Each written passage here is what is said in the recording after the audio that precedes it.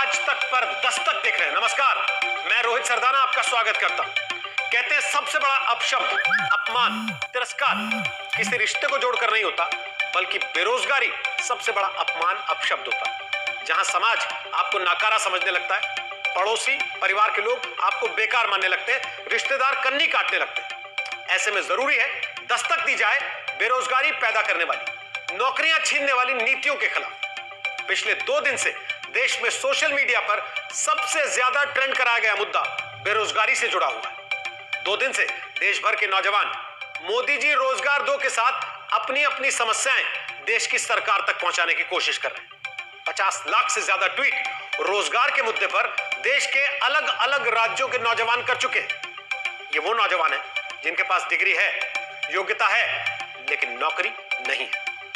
आपने हमेशा सुना होगा, पढ़ोगे लिखोगे तो बनोगे नवाब। लेकिन क्या कारण है कि हालत अब पढ़ोगे लिखोगे तो बनोगे बेरोजगार जैसी हो रही? आज इसकी एक बड़े स्तर पर जमीनी रिपोर्टिंग के साथ रिपोर्ट हमने आपके लिए तैयार की है।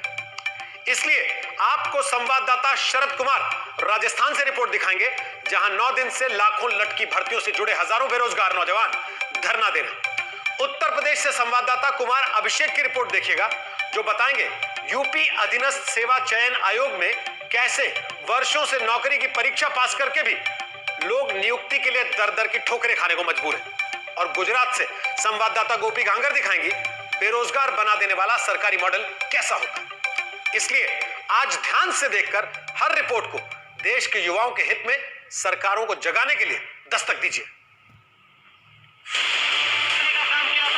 ये नौजवान है, ये इनका धरना चल रहा है और इनकी आज भी बेरोजगारी चल रही है।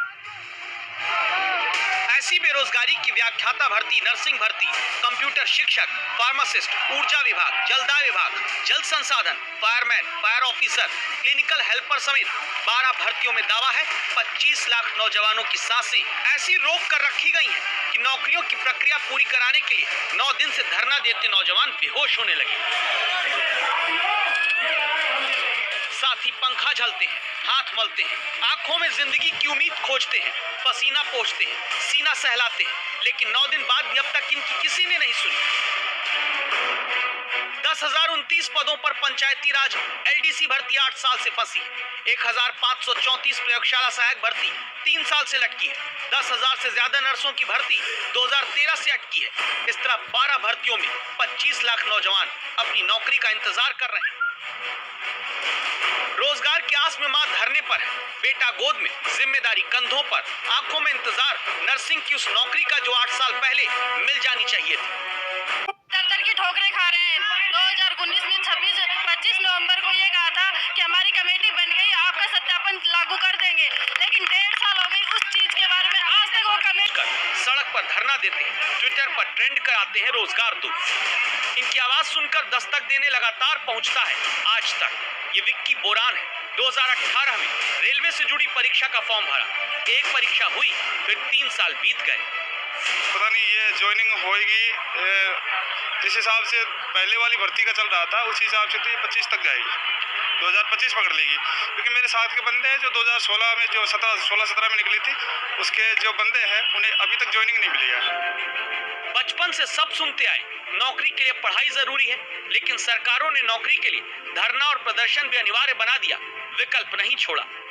आरआरबी, एनटीपीसी और एसएससी की 2 लाख से ज़्यादा पदों पर भर्तियां लंबित है और आज बेरोजगार बिल्कुल परेशान है अवसाद में। जो भर्तियां कोरोना संकट में अटक गई, जो कोरोना संकट में पूरा काम नहीं हो पाया, उन भर्तियों को जारी करने के लिए खुद मुख्यमंत्री चिंतित है। लगातार मॉनिटरिंग करना, लगातार मीटिंग करना और इन भर्तियों को कैसे जल्दी से जल्दी इम्प्लीमेंट कर सकते हैं, उसके लिए राज्य सरकार काम कर रही है।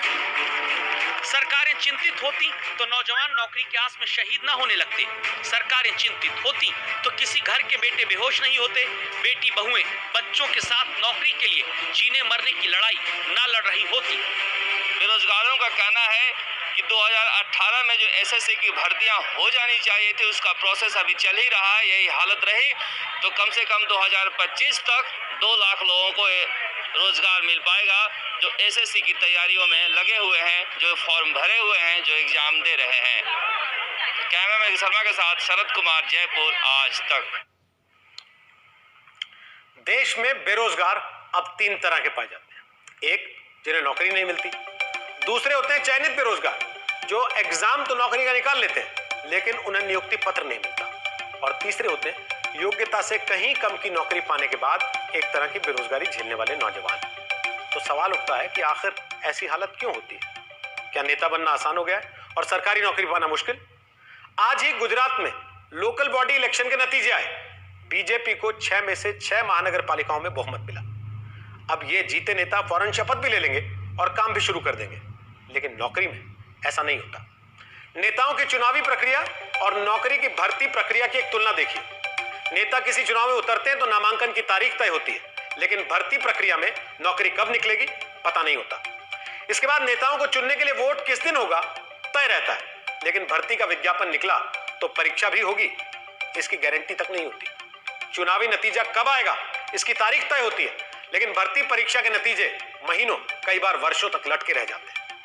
इलेक्शन का नतीजा आता है तो नेताजी शपथ किस दिन लेंगे इसकी भी तारीख तय रहती है, लेकिन सरकारी नौकरी का नतीजा भी निकल गया तो नियुक्ति पत्र मिल जाएगा, यह भगवान भरोसे रहता है। चुनाव में कोई विवाद हुआ तो अदालत से फैसला भी हाथों हाथ होता है, लेकिन किसी नौकरी के लिए भर्ती परीक्षा में मामला अदालत में गया तो वहां से फैसले की तारीख भी कब आएगी कुछ तय नहीं होता। ऐसे में अब कांग्रेस शासित राजस्थान के बाद बीजेपी की सरकार वाले उत्तर प्रदेश